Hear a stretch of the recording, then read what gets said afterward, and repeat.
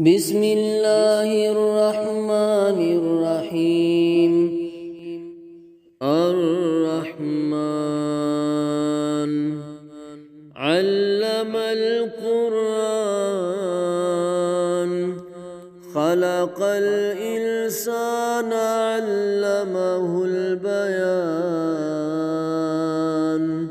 الشمس والقمر بحسبان والنجم والشجر يسجدان والسماء رفعها ووضع الميزان ألا تطغوا في الميزان وأقيموا الوزن بالقسط ولا تخسروا الميزان والأرض وضعها للأنام فيها فاكهة والنخل ذات الأكمام والحب ذو العصف والريحان فبأي آلاء ربكما تكذبان خلق الإنسان من صلصال كالفخار وخلق الجان من مارج من نار فبأي آلاء ربكما تكذبان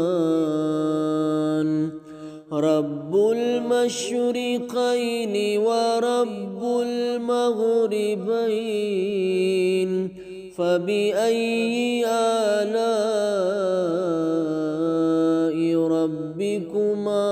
تكذبان مرج البحرين يلتقيان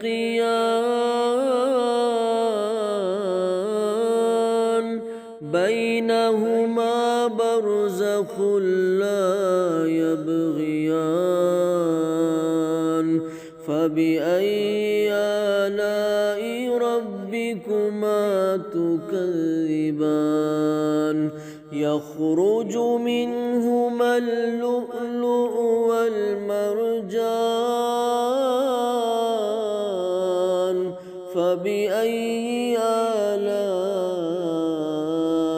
ربكما تكذبان وله الجوار المنشآت في البحر كالأعلام فبأي آلاء ربكما تكذبان كل من عليها فان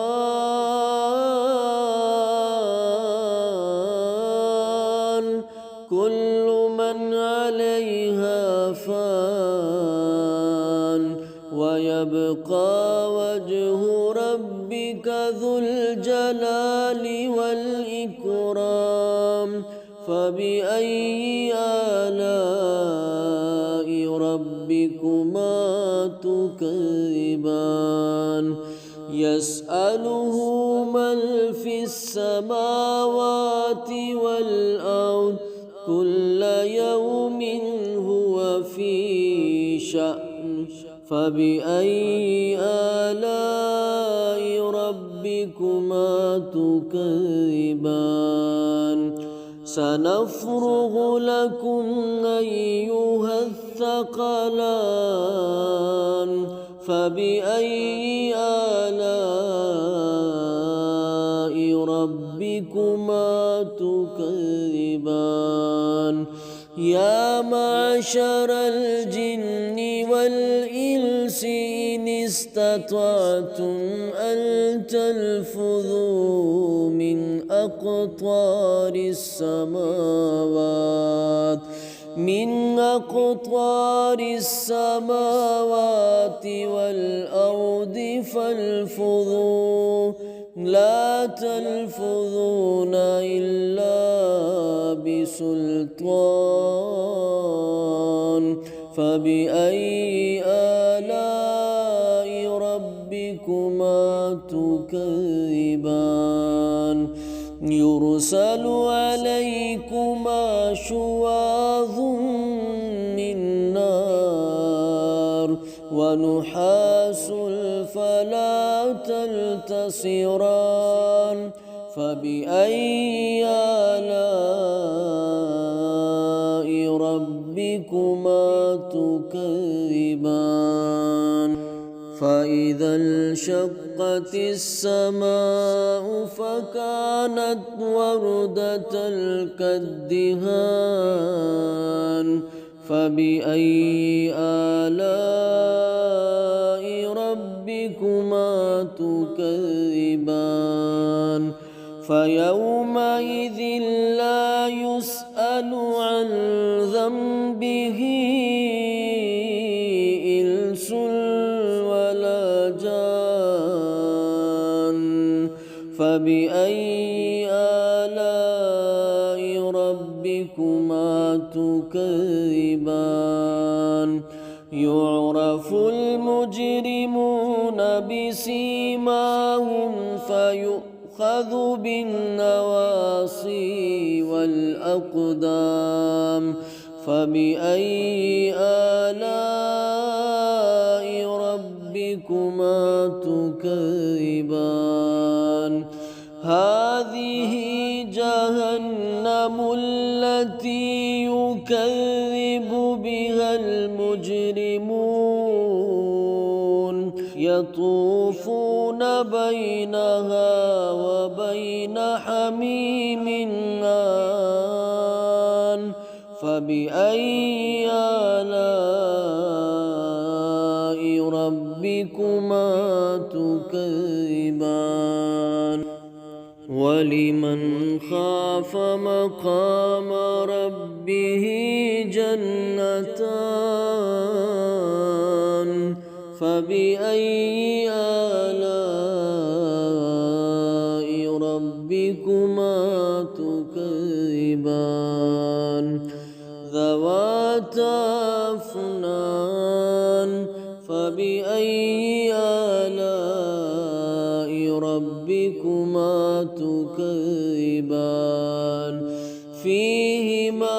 عينان تجريان فبأي آلاء ربكما تكذبان فيهما من كل فاكهة زوجان فبأي آلاء ربكما تكذبان متكئين على فرش بطائنها من استبرق وجنى الجنتين دان فبأي آلاء ربكما تكذبان فيهن قاصرات الطرف لم يطمثهن إنس قبلهم ولا جان فبأي آلاء ربكما تكذبان كأنهن الياقوت والمرجان فبأي آلاء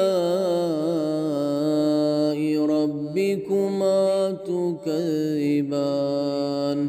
هل جزاء الإحسان إلا الإحسان فبأي آلاء ربكما تكذبان تكذبان ومن دونهما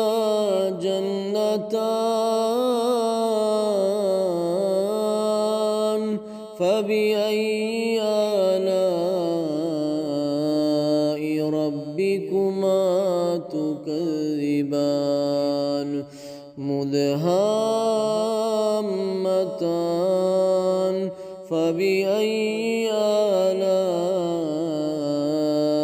ربكما تكذبان فيهما عينان نضاختان فبأي آلاء ربكما تكذبان فيهما فاكهة ونخل ورمان فبأي آلاء ربكما تكذبان فيهن خيرات حسان فبأي آلاء ربكما تكذبان حور مقصورات في الخيام فبأي آلاء ربكما تكذبان لم يطمثهن إنس قبلهم ولا جان فبأي آلاء